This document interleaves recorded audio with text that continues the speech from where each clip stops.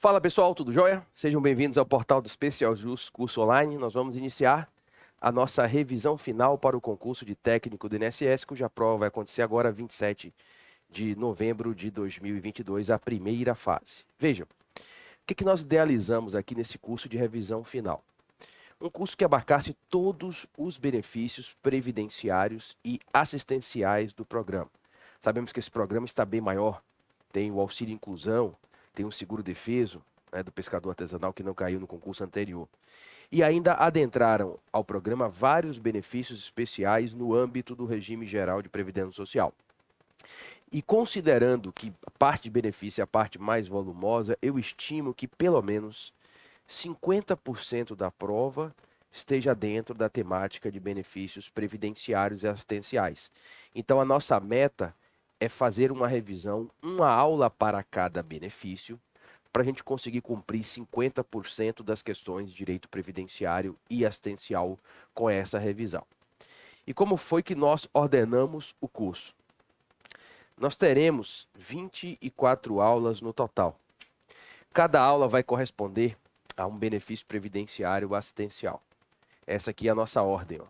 A primeira aula, que é essa aula aqui de hoje, aposentadoria por incapacidade permanente. Depois, auxílio por incapacidade temporária, regra permanente da aposentadoria programada, regra de transição da emenda 103, aposentadoria por idade rural, aposentadoria especial por agentes nocivos e aposentadoria das pessoas com deficiência. Salário família, salário maternidade, auxílio acidente, pensão por morte, auxílio reclusão. Aula 13 sobre acumulação de benefícios. Depois vamos para vários benefícios especiais. Talidomida, seringueiros, ex-combatentes, hemodiálise de Caruaru, Césio 137 lá de Goiás, anistiados políticos, hanseníase e zika vírus. E depois fecharemos com as aulas 22, 23 e 24, com o seguro defeso de pescadores artesanais e os dois benefícios assistenciais, o BPC Loas e o auxílio inclusão. Bom, as gravações se iniciam hoje, eu estou iniciando aqui dia 7 às 18 horas, tá? Nós vamos iniciar hoje e a última aula vai ser gravada, data limite, dia 22. Então, aí, 5 dias antes da prova. Carga horária mínima, 12 horas aula. A gente vai ter aula um pouco maior e aula um pouco menor. Por exemplo, pensão por morte é um benefício maior, vai durar mais. Zika vírus é um benefício menor, vai durar menos. Carga horária mínima do curso talvez passe um pouco, mas não vai passar muito. 12 horas aula, ok? Esse é o nosso projeto, a gente vai revisar aqueles pontos com base em nosso histórico de estudo do INSS, prepara alunos para o INSS há 15 anos, tá?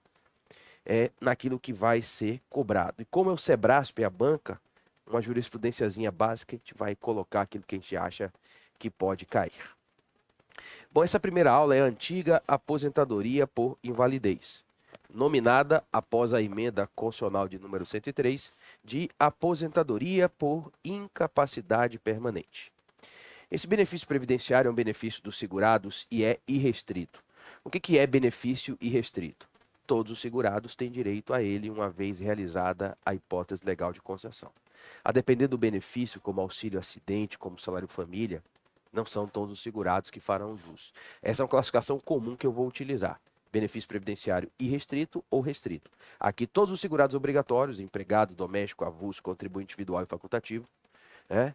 Segurado especial, todas as categorias deles de obrigatórios, empregado, doméstico, avulso, segurado especial, contribuinte individual e segurado facultativo têm direito.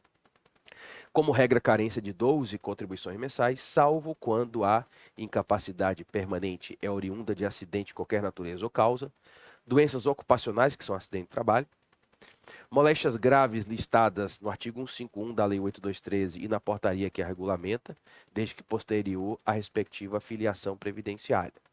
Nessas situações, o período de carência, excepcionalmente nesses 3 casos, será dispensado para aposentadoria por invalidez. Se a prova falar invalidez, você não marca errado por isso só não, porque ainda vai chamar muito de auxílio-doença e aposentadoria por invalidez. A não ser que a questão queira te cobrar isso. A questão fala o seguinte, ó, após a emenda 103, reforma da Previdência, o benefício passou a se chamar aposentadoria por invalidez. Aí está errado.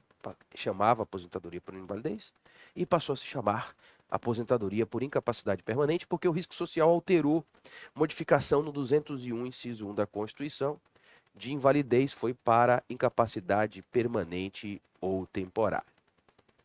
Artigo 42 da Lei 8213. A aposentadoria por invalidez, uma vez cumprida quando for o caso a carência exigida,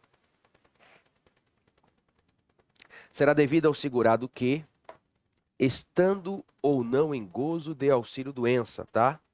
Não é pressuposto legal gozar do auxílio por incapacidade temporária antes de receber a aposentadoria por invalidez. Inclusive, uma novidade, poucos dias atrás, não existia no menu de agendamento do INSS, agendamento para aposentadoria por invalidez, só para auxílio-doença. Foi colocado há alguns dias atrás. Então, a pessoa pode receber se ficar instantaneamente inválida, sem recuperação, receber aposentadoria por invalidez sem ter passado pelo auxílio-doença. Quando for considerado incapaz e insuscetível de reabilitação para o trabalho que lhe garanta a subsistência. 2 pressupostos cumulativos para a concessão da aposentadoria por incapacidade permanente. A pessoa está totalmente incapacitada para a profissão, sem perspectiva de recuperação. E não cabe reabilitação profissional para o aprendizado de outra profissão. Se a prova disser só incapacidade permanente para o labor habitual, sem dizer se cabe readaptação profissional, né, a situação de, é um exemplo, reabilitação profissional, readaptação é uma espécie, não dá para a gente saber ainda se o benefício é adequado é aposentadoria por invalidez ou auxílio-doença. Coube reabilitação, é auxílio-doença, conforme veremos na segunda aula. Não coube a respectiva reabilitação profissional, avaliada idade, escolaridade, a questão clínica, ele não tem como aprender outra profissão. Aí o benefício adequado é a aposentadoria por incapacidade permanente. E ser-lhe-á paga enquanto permanecer nesta condição. O benefício é permanente, mas não é definitivo. Por exemplo, se a pessoa voltar a exercer atividade laborativa remunerada, pode ter 200 anos de idade. O benefício vai ser cancelado, tá? Então, o benefício é permanente, ele não é definitivo. No entanto, existem 3 situações de isenção de perícia, desde que a pessoa não tenha voltado a exercer atividade laboral remunerada. Quando ele faz 60 anos, ou quando ele faz 55 anos, nesse segundo caso, tendo percebido o benefício por 15 anos, ou se for portador do vírus HIV. Nesses 3 casos, há uma isenção de perícia dentro da Lei 8213, lá no artigo 101 e aqui no artigo 43, parágrafo 5º, para o HIV. Ok? A competência administrativa para aferir a incapacidade permanente é da Perícia Médica Federal, tá? Parágrafo 1º. A concessão da aposentadoria por invalidez dependerá da verificação da condição de incapacidade mediante exame médico pericial a cargo da Previdência, podendo segurado às suas expensas fazer-se acompanhar-se de médico de sua confiança. Se a pessoa já se filia inválida, o benefício tem que ser negado por invalidez pré-existente. Só que tem gente que se filia à Previdência já com a doença, mas com capacidade laboral. Estar doente não quer dizer estar incapacitado. Por exemplo, eu estou saindo de uma gripe, inclusive vocês estão vendo que minha voz está mais rouca, eu não falo rouco assim. Estou gripado, mas hoje trabalhei, fiz um parecer pela Procuradoria, agora à noite estou gravando uma aula. Estou gripado, mas não chegou a gripe a me incapacitar para as minhas profissões.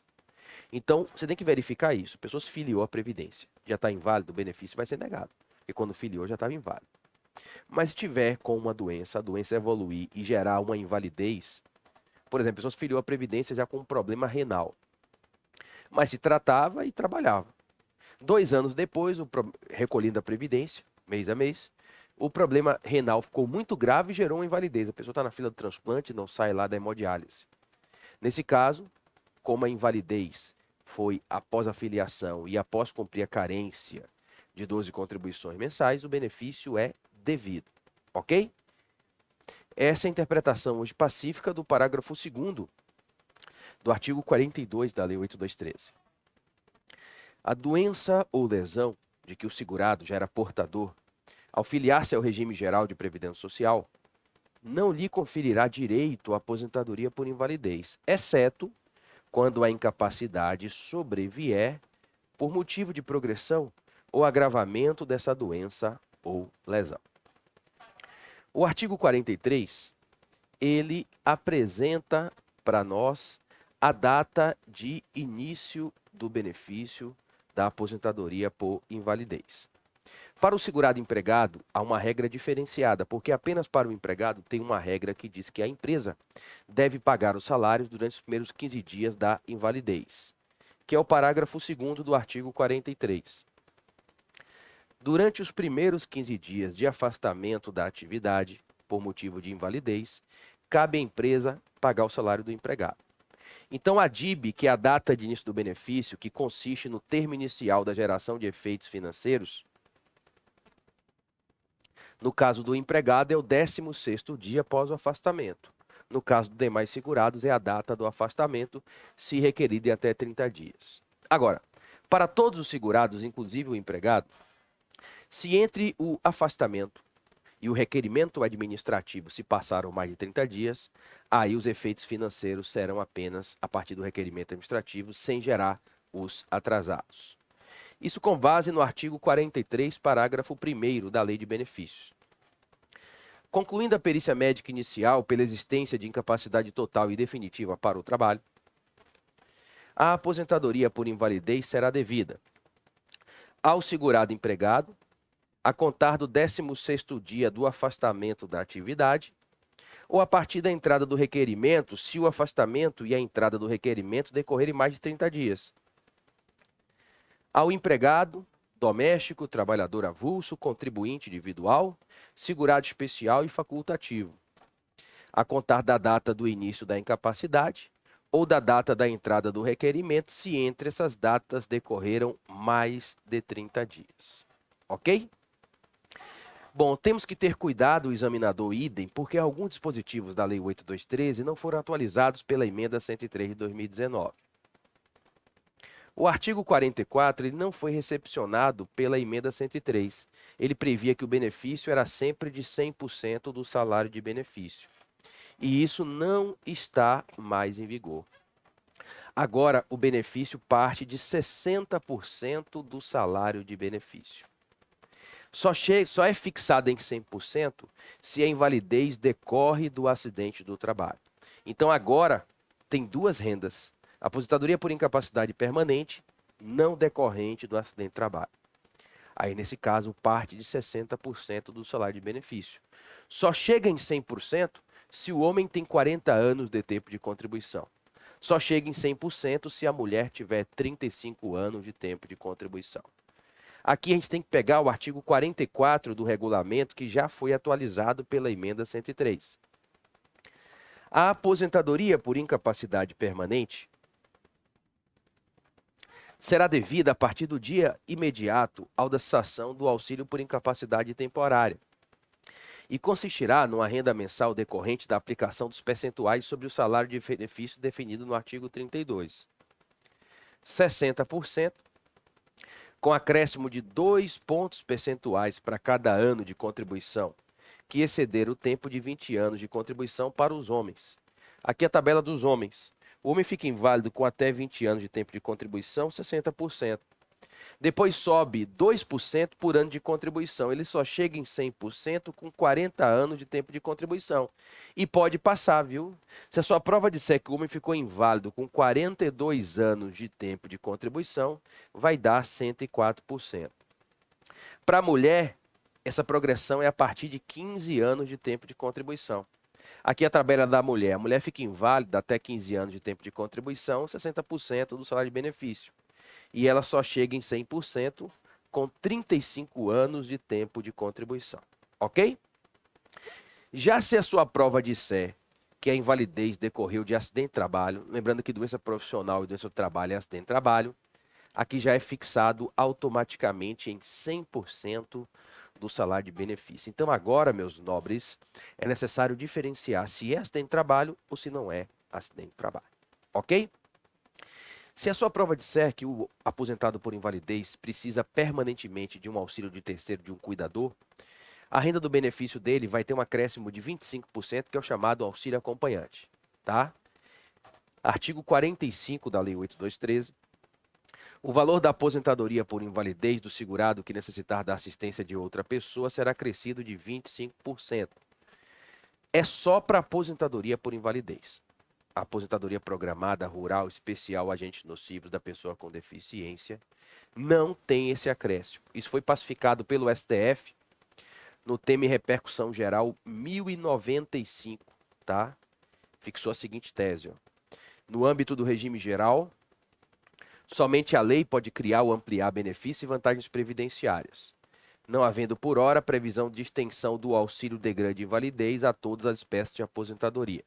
Grande invalidez é quando precisa de cuidador e gera os 25%. Esses 25% reajustam toda vez que o benefício reajustar. Lembrando que o benefício reajusta todo ano pelo INPC, artigo 41-A da Lei 8213. Esse 25% pode romper o teto. Mesmo que seja uma aposentadoria de 7 mil e poucos reais, que é o teto 2022, ele pode romper. E quando o segurado morre, ele não reflete na pensão, porque ele morreu, não precisa de cuidador para onde ele vai. É o parágrafo único. O acréscimo de que trata este artigo será devido, ainda que o valor da aposentadoria atinja o limite máximo legal, será recalculado quando o benefício que lhe deu origem for reajustado e vai cessar com a morte do aposentado, não sendo incorporável ao respectivo valor da pensão. Ok? Vejam, salvo as situações de isenção, HIV, maior de 60 anos ou maior de 55 anos, nesse último caso, quando receber o benefício por 15 anos ao menos, nos termos do artigo 101, o INSS faz revisões periódicas, chamada revisão de pente fino, para rever se vai manter as aposentadorias por invalidez com base neste dispositivo. O segurado aposentado por invalidez poderá ser convocado a qualquer momento para avaliação das condições que ensejaram o afastamento ou a aposentadoria, inclusive concedida judicial administrativamente, salvo as situações de isenção de perícia do artigo 101. Vale frisar que mesmo os maiores de 60 anos de idade, se receberem o auxílio acompanhante de 25%, para checar o direito ao auxílio acompanhante, essa perícia pode ser feita mesmo após os 60 anos de idade. Então, não há limite etário para isenção de perícia para fins do auxílio acompanhante de 25%. É uma ressalva feita no artigo 101 da Lei 8213, ok? Agora, é ilegal receber remuneração de trabalho e aposentadoria por invalidez. Então, se um aposentado por invalidez retornar voluntariamente ao trabalho, vai cruzar no sistema e o INSS vai cancelar o benefício com lastro no artigo 46 da Lei 8213. O aposentado por invalidez que retornar voluntariamente à atividade terá sua aposentadoria automaticamente cancelada a partir do retorno. Digamos que esse dispositivo é a regra e as exceções, que são excepcionais, são aquelas postas no artigo 47. O artigo 47 é aquilo que o INSS e a doutrina chama de mensalidade de recuperação, que é, vamos supor, aposentado por invalidez se recupera. Se recuperou e voltou a trabalhar, ou até se recuperou e não voltou a trabalhar. Como um prêmio, nesses casos do artigo 47, a lei autoriza até que ele trabalhe e receba o benefício a título de mensalidade de recuperação, que é um prêmio para o esforço dele que se recuperou. Vamos aos casos do inciso 1. São duas situações. Verificada a recuperação da capacidade de trabalho do aposentado por invalidez, deve ser observado o seguinte procedimento. As situações do inciso 1 são os casos de recuperação nos primeiros 5 anos.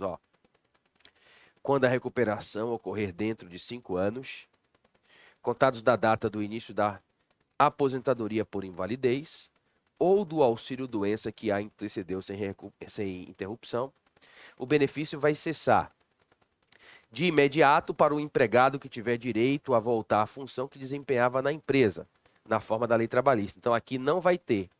O que vai ter é aqui, após tantos meses, quanto forem os anos de duração do auxílio-doença ou da aposentadoria por invalidez para os demais segurados. Então, vem na sua prova. Um contribuinte individual foi aposentado por invalidez. Ele está aposentado por invalidez há 3 anos e ele se recupera.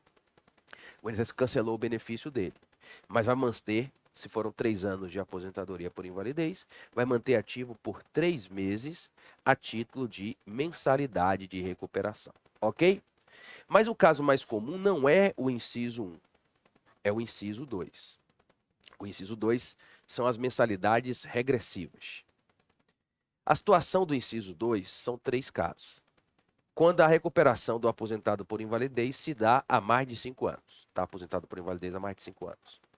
Ou, independentemente do tempo que ele recebeu o benefício, a recuperação é parcial. Ou ainda, independentemente do tempo que ele recebeu o benefício, ele se reabilita e vai aprender uma outra profissão. Então, após 5 anos, ou independentemente de prazo, recuperação parcial ou reabilitação para outra profissão. Nesse caso, nos primeiros 6 meses após a recuperação, ele mantém um benefício na renda integral. No segundo semestre pós-recuperação, só ganha metade do benefício. No terceiro semestre, só ganha 25% do benefício. E a partir do quarto semestre pós-recuperação, recebe mais nada, o benefício é totalmente cessado. Essa aqui é a mais comum nas revisões de pente fino feitas pelo INSS. Vamos ver aqui o texto normativo. Artigo 47, inciso 2. Quando a recuperação for parcial, primeiro caso, ou quando ocorrer após o período do inciso 2, ou seja, após 5 anos, segundo caso, ou ainda quando o segurado for declarado apto para o exercício de trabalho diverso do que habitualmente exercia, terceiro caso, a aposentadoria será mantida sem prejuízo da volta à atividade. Letra A, no seu valor integral, durante 6 meses, contados da data em que for verificada a recuperação da capacidade. Letra B, com redução de 50% no período seguinte de 6 meses. E letra C, com redução de 75%, também por igual período de 6 meses, ao término do qual cessará definitivamente. Pessoal, essas são as famosas mensalidades de recuperação. Bom, nós fechamos a revisão do primeiro benefício. Vamos passar na segunda aula para o antigo auxílio-doença, atualmente chamado de auxílio por incapacidade temporária. Sejam bem-vindos ao nosso curso. Serão 24 aulas nessa pegada rápida, em cima daquilo que a gente vê que caiu e é o perfil de prova do INSS, trazendo uma pitadazinha de jurisprudência básica, já que o edital de vocês expressamente prevê essa possibilidade lá no site do Sebrasp. Um forte abraço e até o segundo encontro.